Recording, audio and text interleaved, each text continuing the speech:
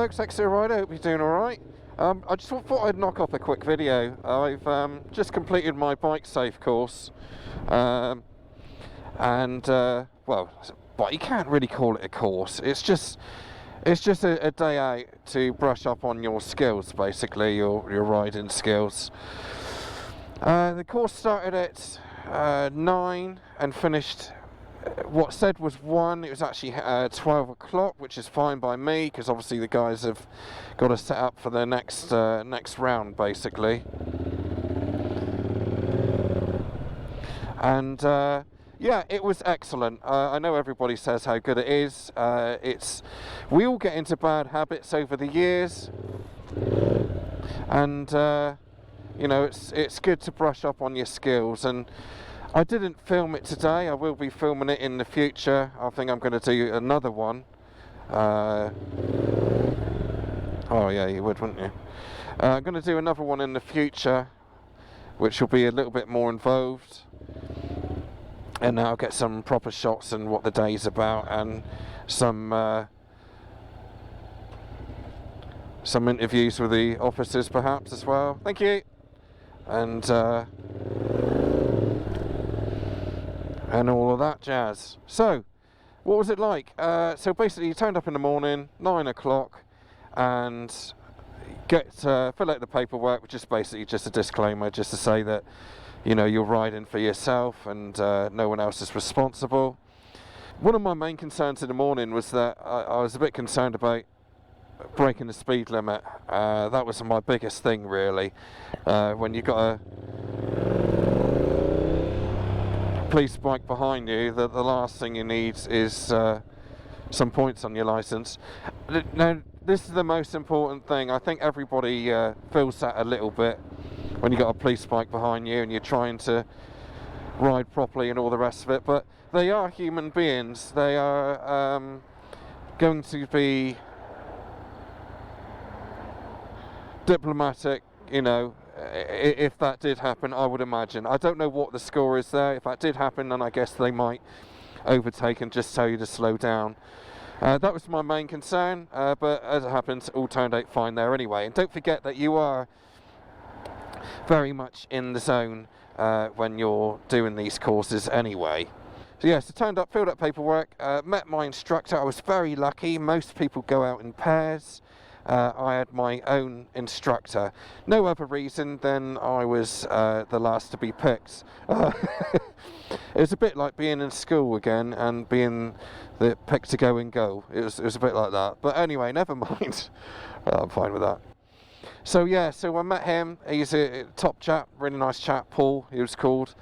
And I instantly felt at home with him. They were all good, nice, very approachable.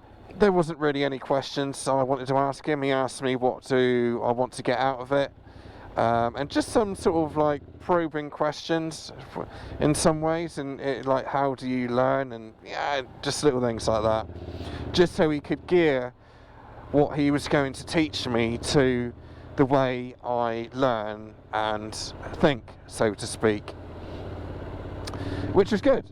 You know, that's a good thing. So. Because everybody learns differently, don't they, at the end of the day? I'll just dump these a minute. Hello, my friends.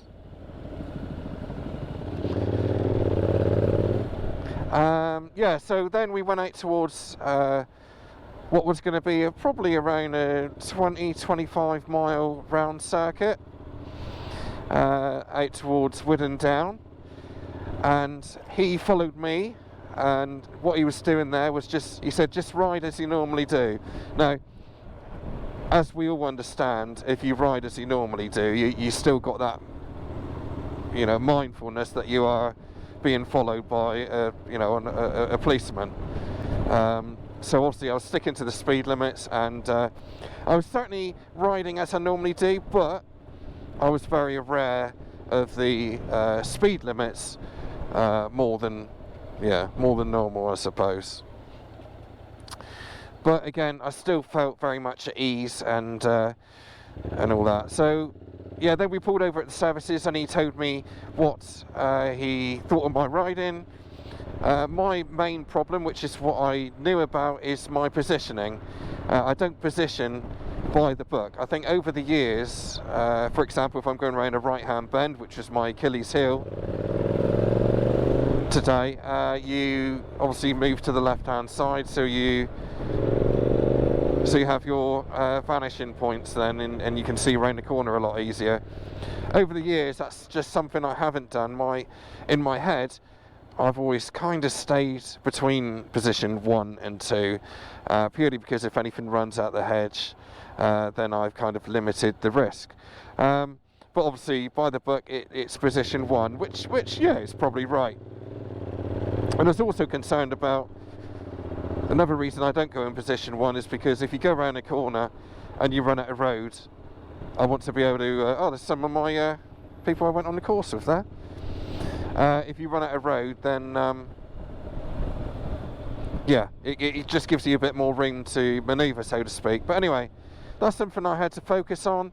I got into the zone, and I done it, you know, by the book. By the time we were coming home, we pulled over twice, I think, or 2 or 3 times, to just have a bit of a debrief and tell me where I could brush up on my positioning, and a few other things as well, but that was the main bulk of it anyway.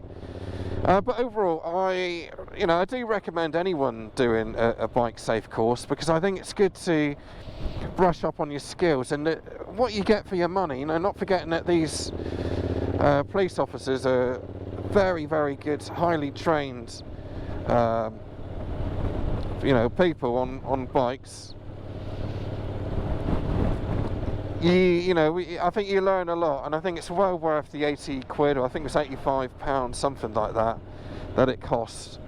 It's worth every penny of that. So I do recommend it. I am going to do another video at some point. No, I'm going to do a left here, actually. I am going to do another video at some point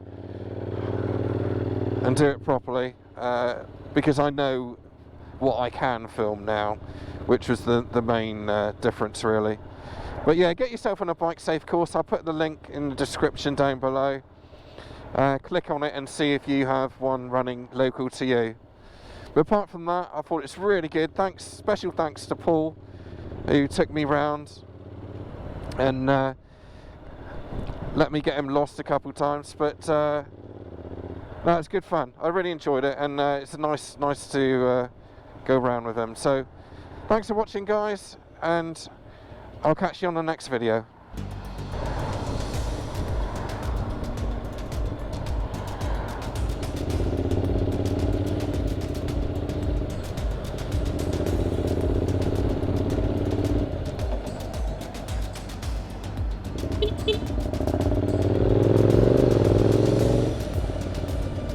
Yeah, classic, isn't it?